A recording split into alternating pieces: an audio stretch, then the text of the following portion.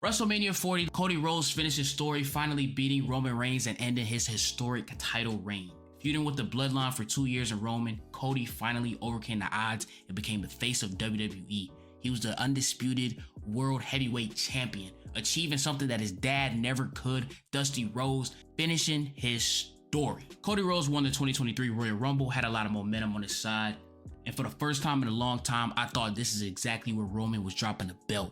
Roman was on top for 4 years at this point. He was champion. He had defeated everybody in his way. I genuinely thought there's nobody else for Roman to face.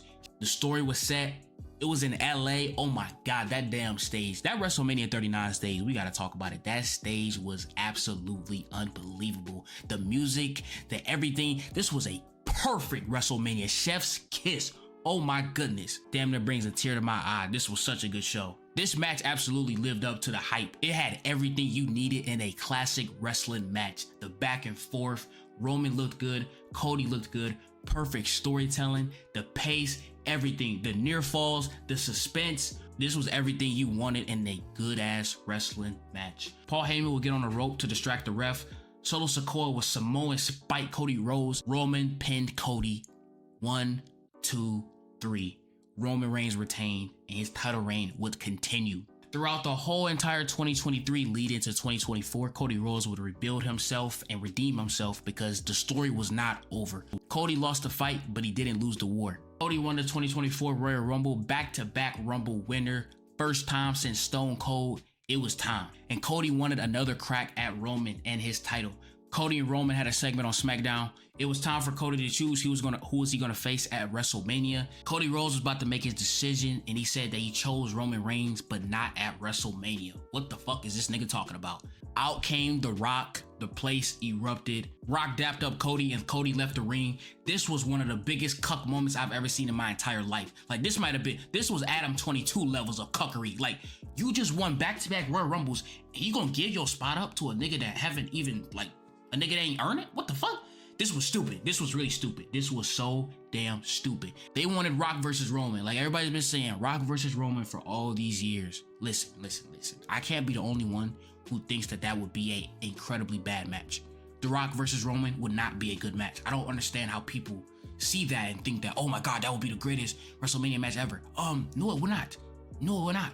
The promos and the build would probably be good. Yeah, I'll give you that. But match quality itself, when the bell rings, no. I could care less to see this match. But the vision was clear. They had pivoted Rock versus Roman for the WWE title, but this would end up blowing up in WWE's face. Social media would erupt, and the hashtag #WeWantCody would be the #1 thing trending on Twitter. WWE had made a huge mistake, and it was showing. The fans turned against The Rock for Cody. That was huge. How much The Rock has been loved by the fans for many, many years. Cody Rhodes was the sole reason why the fans turned against him and booed him. WWE had to pivot and change the entire story. It was no longer Rock versus Roman. It was The Rock teaming with Roman versus Cody. The Rock would turn heel, fully embracing the hate, and would call himself the final boss. The build to WrestleMania 40 was legendary. It had everything you wanted. They were selling the hell out of this match. A heel Rock teaming up with Roman and the Bloodline, Solo, Jimmy, Paul Heyman. Oh my goodness, this was amazing.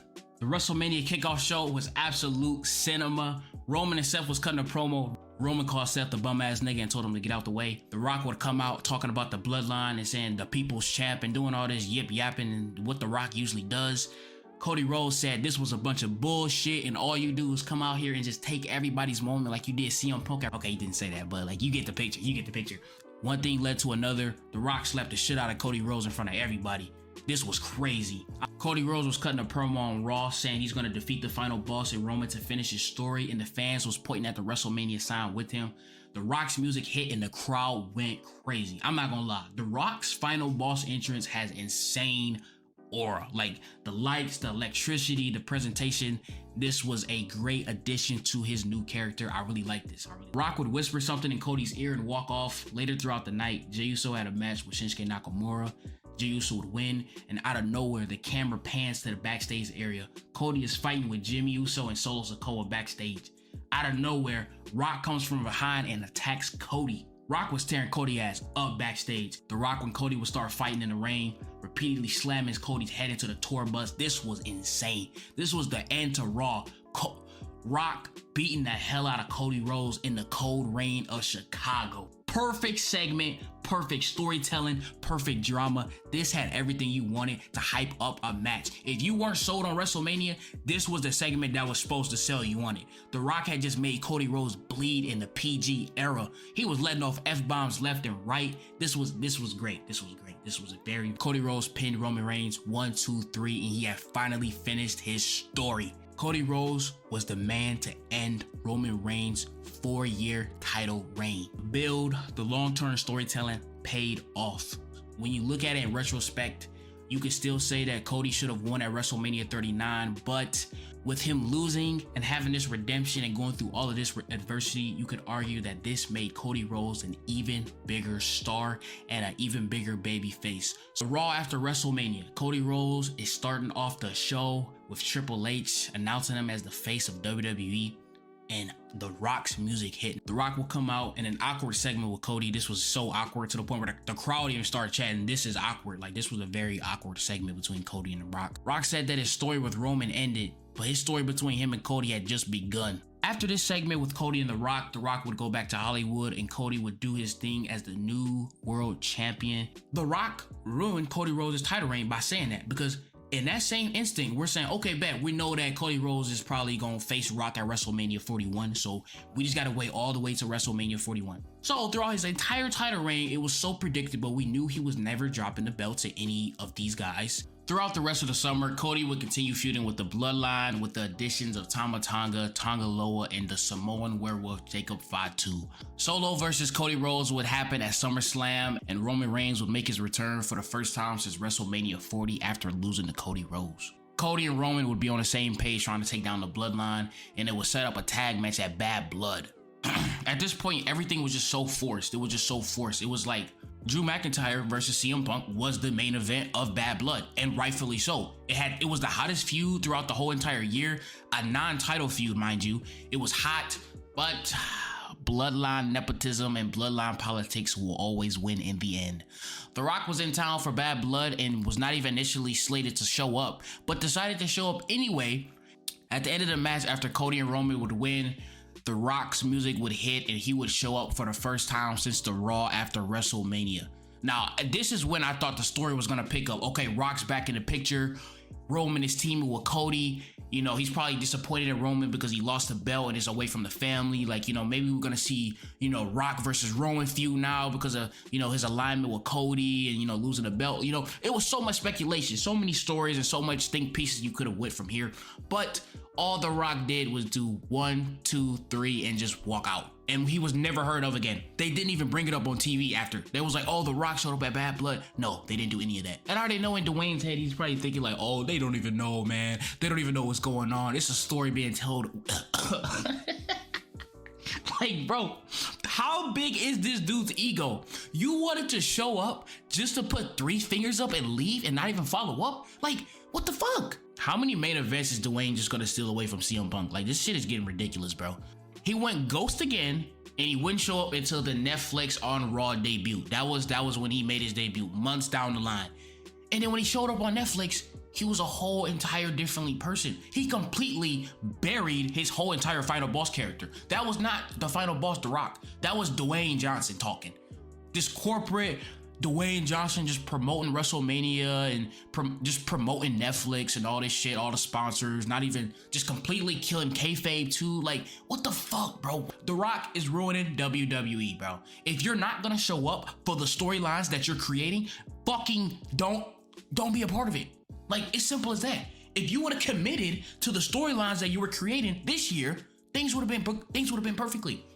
But instead, this bald-headed fuck decides to get on the Pat McAfee show and say, oh, well, you know, I said after Elimination Chamber, my work here was done. Nigga, how? How? Like, is this dude, John Cena sells his soul to you. You're part of the biggest heel turn in decades. And then you say that your work here is done? And then not only that, after the Elimination Chamber, there was barely any mentions of The Rock at all. We never got any full-on explanation.